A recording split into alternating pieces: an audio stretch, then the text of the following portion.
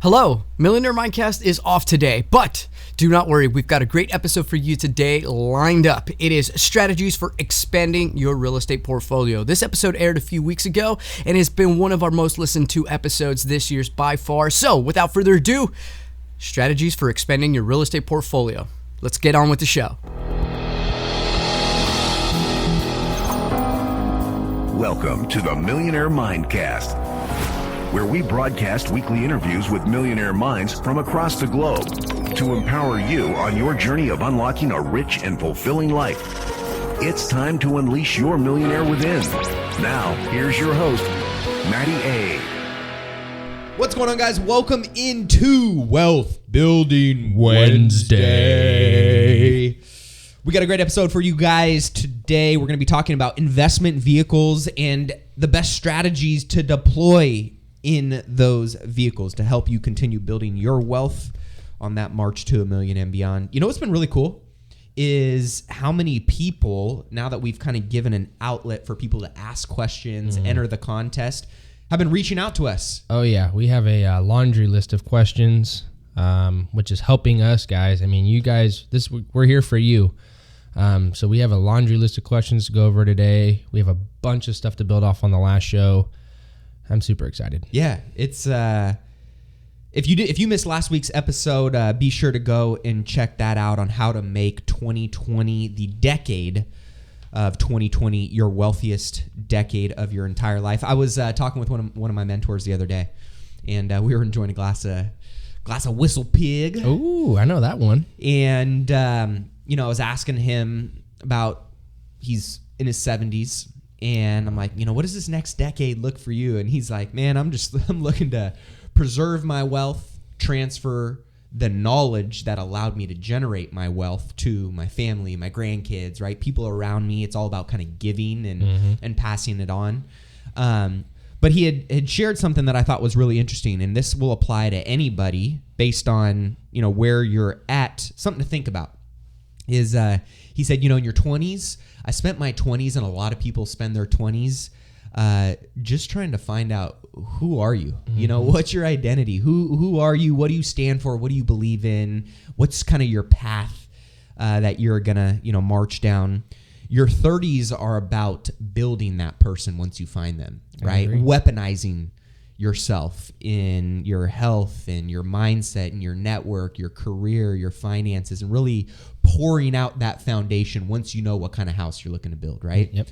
And then your 40s and your 50s is all about scaling and compounding that person. So almost 20s is finding who you want to be, 30s laying the foundation, and fourth going vertical on it, almost like a construction finance. We go horizontal before we go vertical. Right. So based on where you're at in your journey, I know for me it's a challenge sometimes, and I'm sure many of you can relate to this. I know Ryan and I have talked about this. Is don't get impatient, but be urgent. Yeah. Because that impatience is where you start robbing yourself of a lot of the silver lining and a lot of the opportunities for growing and learning and optimizing, and you don't want to miss out on those opportunities because you're so concerned about where you're going instead of where you're at and who you're becoming in that process. Yeah. And like in last week's show, we had that listener ask us that question about liquidating the retirement accounts. Yep. And I want that person to be into real estate just as bad as they do, but this touches on exactly what you're saying. Don't be so aggressive with trying to go that route that you end up forgetting that you're hurting yourself in other areas. Absolutely. Planning, literally, let's just go back to what you said. Finding out what you want to do, laying the foundation for that. And then once the foundation is poured, built, set, then we go up from there. Because if you have a soft foundation and you build upon that, you're going to be the Millennium Tower in SF. Yeah, absolutely. You're going to be leaning real quick. No rock with it. No stability. So if you are new to the show, welcome in. We are excited to have you. This is where all things mindset and money meet. This is where we dig into all things wealth building. This is, tangible, tactical topics. And one of the ways we create those topics is by you, the listener. sharing your questions, the things you want to know more about, the challenges that you're running into. It's been awesome to see how many financial x-rays Ryan has done and you guys sending in your wealth plans. And I got to say this, many of you who listen, you guys are smart, man. You guys are some badasses. You guys are really making some amazing stuff happen in your life. And we're grateful to have an opportunity to be on that journey with you. And it's also really exciting to see how many of you are being intentional about educating yourself and taking those next steps. So one way that we can connect with you, we can support you more on your wealth building journey is by going over to go.millionairemindcast.com and entering a question. By submitting a question and reviewing and subscribing the podcast, you're going to enter yourself into a monthly giveaway of over $1,100 worth of prizes, planners, goal-setting videos, books, gift cards, 30-minute phone consultations with myself, with Ryan individually. So a lot of cool stuff there. Be sure to head over to go.millionairemindcast.com to enter your questions. If you're not subscribed to the show yet, be sure to subscribe so we can kick it with you each and every week on your wealth building journey. We're going to skip what happened in the market this week and dive into some questions today because I want to make sure that we really have some time to talk about some of those questions. One that came in this last week was from Stephanie Martenzi. And Stephanie said, if you own property but want to buy more, should you, 1, refinance your current property and pay cash for a new property? Or 2, just borrow enough for the down payment and finance the rest with a new loan? And she followed that up with neither or some other option. And my question is, or my answer is, it depends. Yeah, no, and mine is too, but that's a perfect question because what did we talk about last week? One of our 5 steps was the strategies and the vehicles. Yep. And this is perfect. Thank you, Stephanie. And what I would say, Stephanie, first and foremost, is what's the goal, right? That's always my question is, what is your goal? What is the outcome you are trying to achieve? Because based on that, that's going to determine the best strategy for this vehicle of real estate investing you may want to pursue. So whether your goal is, hey, what are my income goals here? What is the time and the energy and the effort I have available to put into achieving that goal? What is the risk that I want to or am willing to take to achieve that goal, right? So those are some things that we're going to definitely want to, factor in to what strategy we might recommend you explore. So if it were me, let me address number 1, refinance your current property and pay cash for a new property. Again, Ryan's over here going, no, don't do it. Here's what I would say. It depends on the goal. My initial reaction is no, never pay cash for a property. I'm always a big believer in leverage. If you could take the cash that would be locked up into one property and spread it out across 4 properties. Amen. And generate a much greater return, then I would tell you to do that, right? But if you're saying, you know what, I want peace of mind, I want sanity, I'm going to pay $100,000 for this house and I want it to just give me $1,200 or $1,500 in cash flow, and that's all I care about, I would say, okay, that might work for you. But at the end of the day, there are still ways that you could take that $100,000 in cash and leverage it to make you probably even more than that $1,500 in income every single month. Yeah, because this is hard to think about when you don't do what me and Matt do every single day. Even if you put $100,000 down, you're still leveraging. Yep. You're still going to get a loan. So why not keep the $100,000 in your pocket, redeploy it, use somebody else's money like you're already going to do? Because the time value of money, my friends, money now, always worth more than money then. 2 in the hand is worth more than 1 in the bush. Yep. It's a fact, guys. So don't miss out on opportunity costs because you have taken all your free cash and deployed it. Yep. So I do like the idea of if you have the ability to do a cash out refinance, because you said on number 2, just borrow enough for the down payment and finance the rest with a new loan. What do we know about the market right now? We have all-time low interest rates. And all-time high markets. So if you have the ability to leverage cheap cash, your cash on cash return is going to go up. And if you really care about the ROI on your cash, that is going to be the best way of doing that. At the same time, if you have the ability to pull cash out and refinance, guess what you don't have to do with that cash you pull out? Redeploy it. Well, you don't have to pay taxes on it. Oh, yeah. No, Right? yeah, you can pocket it is what I mean. Yeah, absolutely. You could keep that. You could decide if you want to put it into a money market account. You can, but you don't have to pay tax on that. So you're saving big right there, and you have the ability now to leverage cheap money. And as long as the return of the investment opportunity, i.e. the real estate asset, is greater than what you are pulling that cash out for, and obviously what you are leveraging, what your cost of your money is to leverage, then you're guaranteed to have a much greater return than if you were to just pay all cash for that property. And the technical term for what Matt is saying is you want to create a positive arbitrage for yourself. If my cost is 5 and I'm getting 7, my positive arbitrage is 2. That's my spread. Well, that would be a spread on a loan. But quick question. What do you think is, I have an opinion. We've never actually talked about this. What is cheap money to you? What percentage rate on any amount for any term? Just a general, hey, if you get money at bleh, what is cheap? Well, I have a couple different perspectives on that because I've leveraged pretty much OPM, other people's money, my entire career. Which is a little more expensive than traditional money. I've paid anywhere from 10 to 12% on hard or private money plus points. Yep. So you start getting below that 6-7% mark. No brainer. You're talking cheap money. You go and look at the life cycle of interest rates over the last 100 years. This is dirt. We are so lucky and so spoiled to be able to leverage money at the cost people are lending it out at. Yeah, I always ask when my clients complain about interest rates on money, I almost have to say, hold on, let me just go ahead and let's put the shoe on the other foot and walk. Go knock on any one of your friends' doors. Right when they open it, let's just assume their credit worthiness is good. You ask them for $500,000.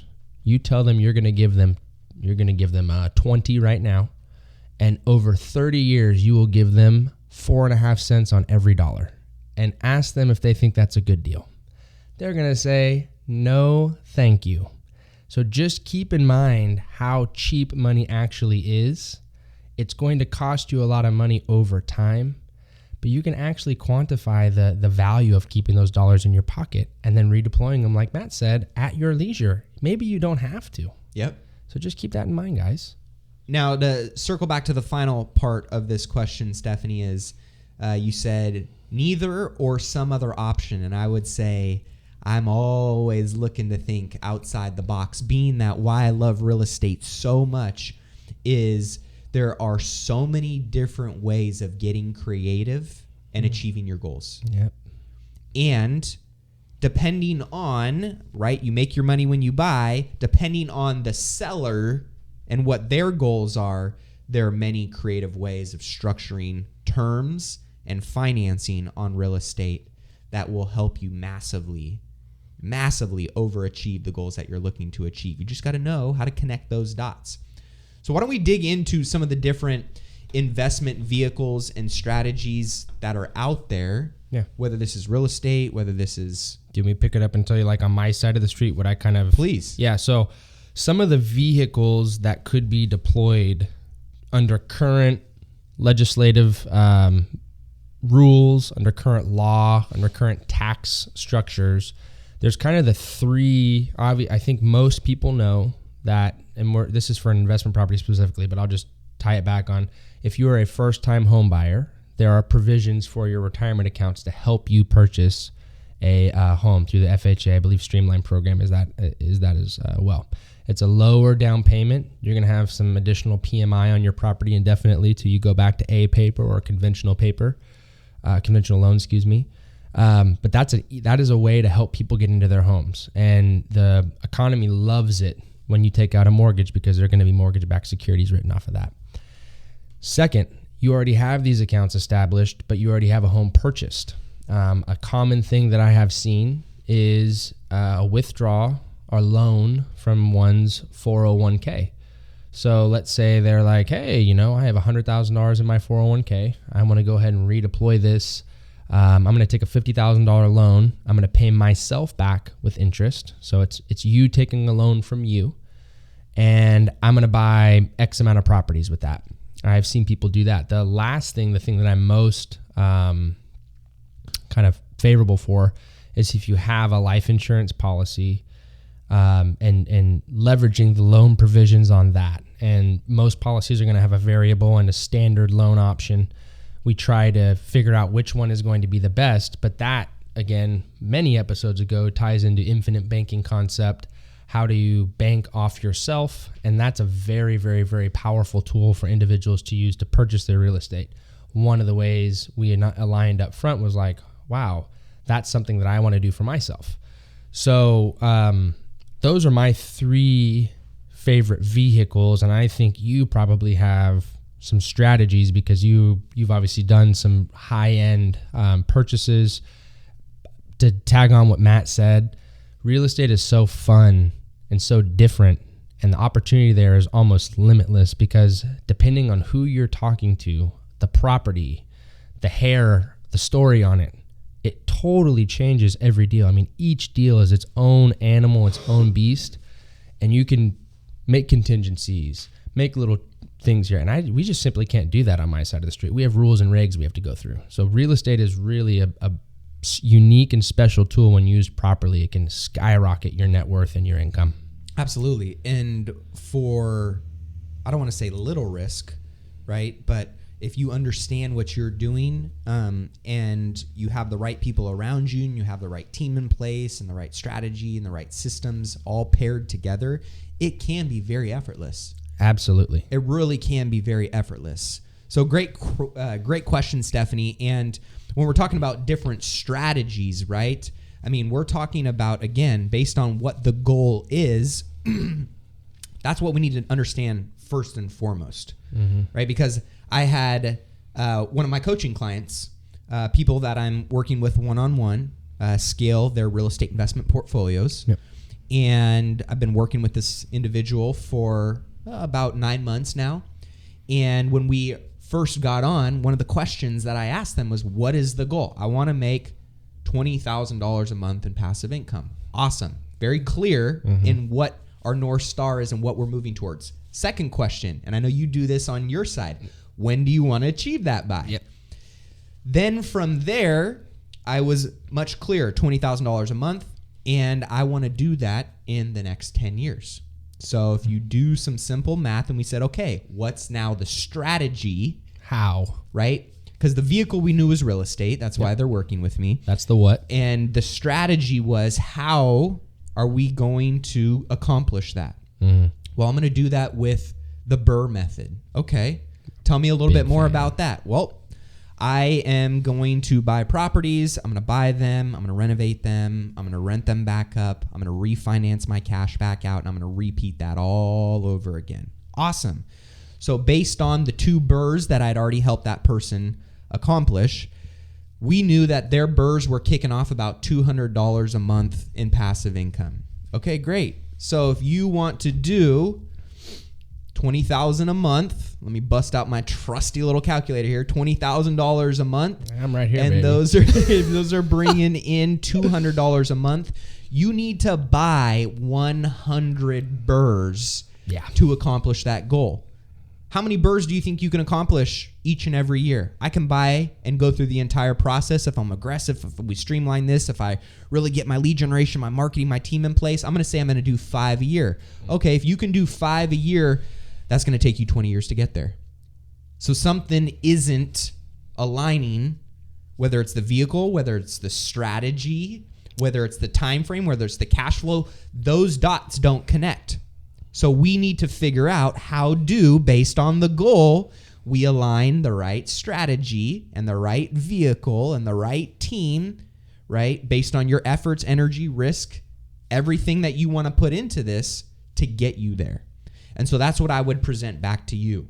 Stephanie, or anybody else that's listening to this right now, thinking that they want to use real estate investing as the vehicle, there are many different ways of leveraging strategy, whether that is, right, 401ks, funding with IRAs, life insurance policies, or many other creative ways. Joint venturing with people, syndicating projects and pooling funds, using private money, doing seller financing, subject to, right? There's so many different ways. That's what we need to get clear on, because then it's like playing a game of Tetris. How do we get all of these pieces to fit together to overall create the picture and outcome that we are desiring? And that's what a lot of people don't have, or they don't put in the time.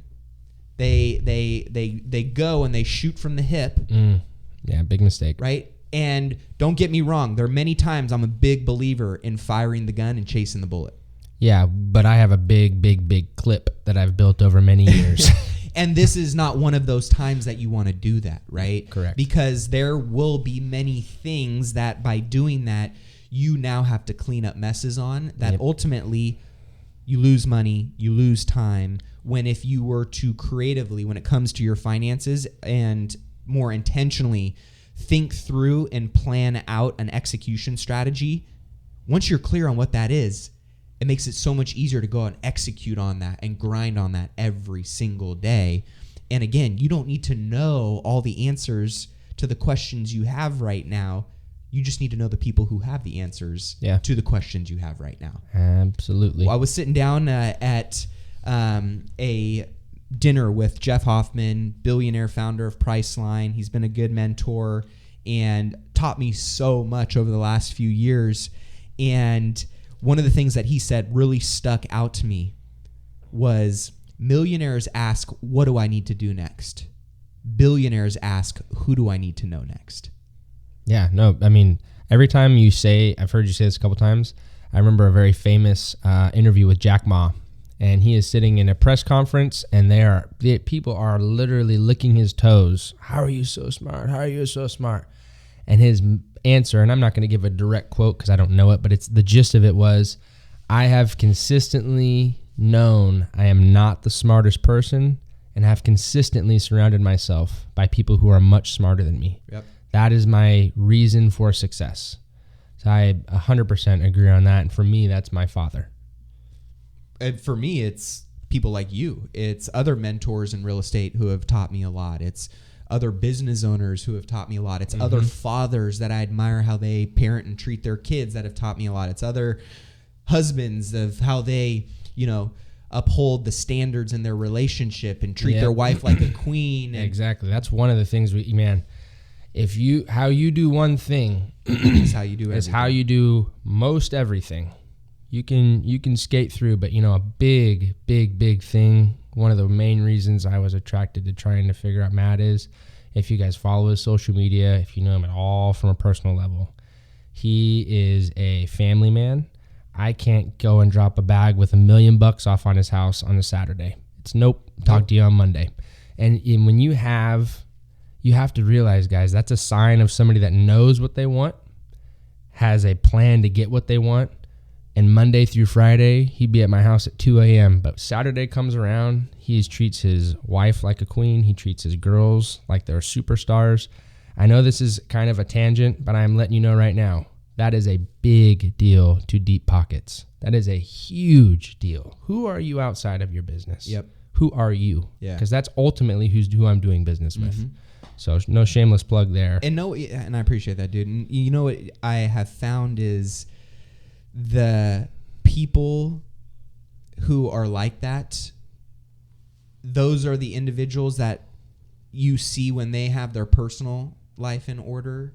They're killers in business. Absolutely. I know a lot of killers in business that are freaking wrecks in other areas of their life. And you just got to be careful of who you, don't get me wrong, there's a lot of people that are killers in business that I want to learn from, but they will not speak into my personal life whatsoever, and I will not give them any validity to do that as well. But coming back to this question of, again, going back to what the goal is, Then we can get very clear in what vehicles and what strategies and what markets align with that, and then assemble the right people, or what I call the board of directors, or your circle of influence, or your mentors, or whatever you want to call them, who align with accelerating, getting you there, helping you shorten those learning curves, and who are willing to stress test and poke holes in every aspect of that plan. So that way you know it's bulletproof.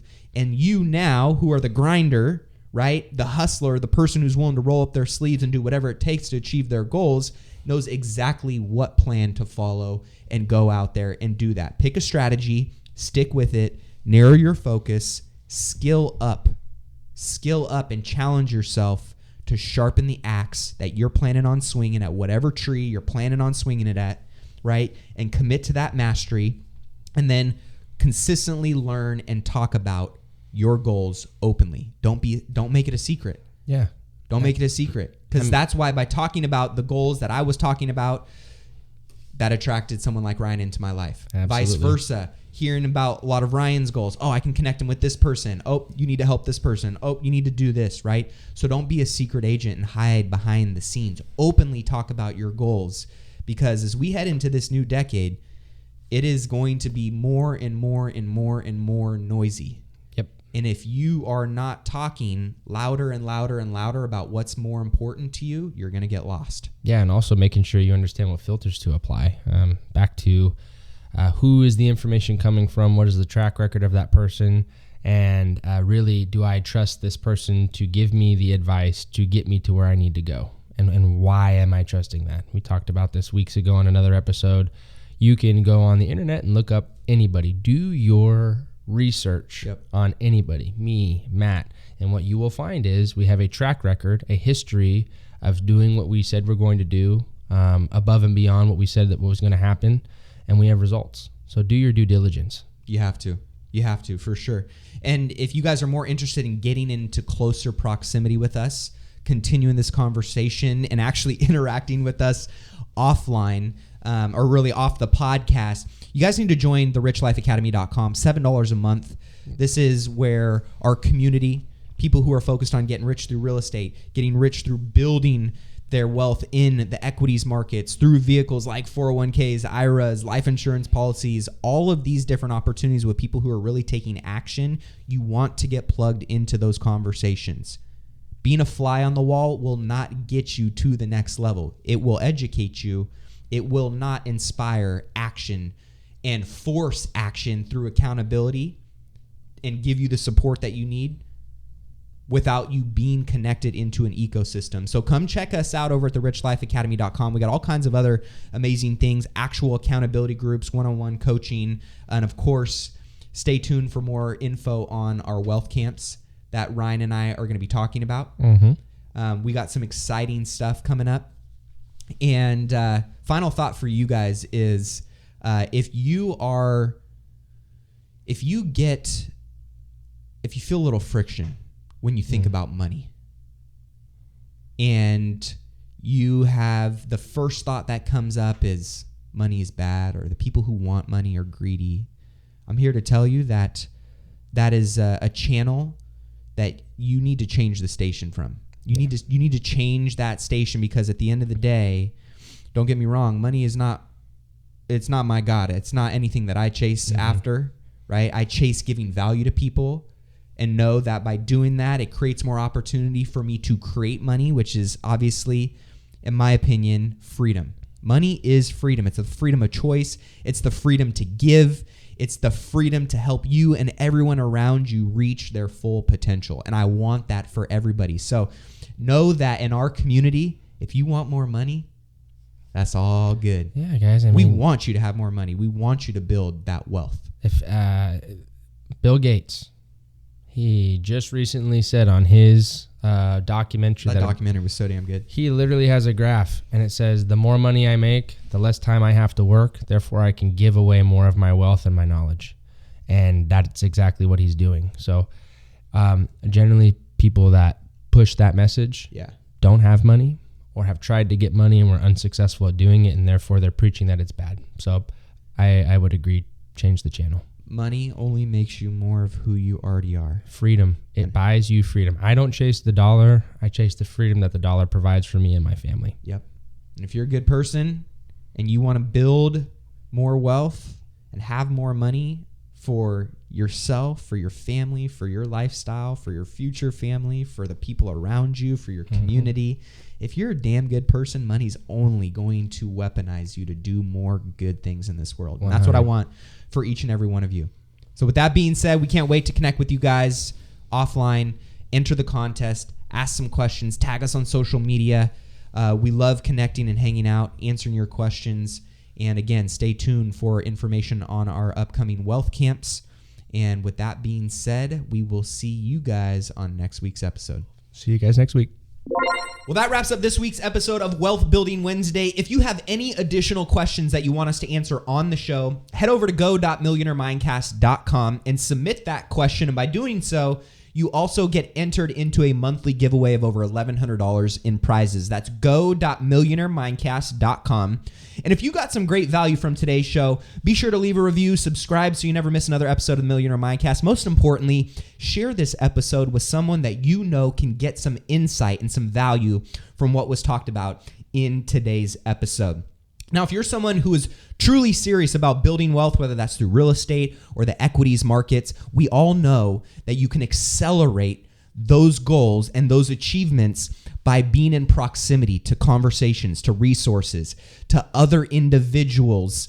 And you can do that by heading over to therichlifeacademy.com and join our community for just $7 a month and get involved in the conversation, get involved in the community and be surrounded by other people who are actively pursuing and achieving the goals that you too are going after in your own life or in your own business. Or if you are really serious about elevating your network and accelerating your growth, go to ineedaccountability.com to join our 90-day accountability group challenges that are running year-round. And this is where we place you into a group with 5 other hand-selected, hard-charging wealth builders who are setting goals, who are tracking those in our software with the success mentor that is given to those 5 individuals in that group and is actually holding you accountable to tracking and achieving those collectively as a group. And if you want to know more about what that entails, go to ineedaccountability.com. Or if you are someone who is further down the path with your wealth building and you're ready to go vertical, you're ready to scale, and you want to know more about our elite one-on-one wealth acceleration coaching packages, which entails working one-on-one directly with myself or Ryan or other wealth advisors in our community, email MattyA at millionairemindcast.com to learn more. Until next time, keep investing in yourself and your wealth on your march to $1 million and beyond. Cheers, my friends.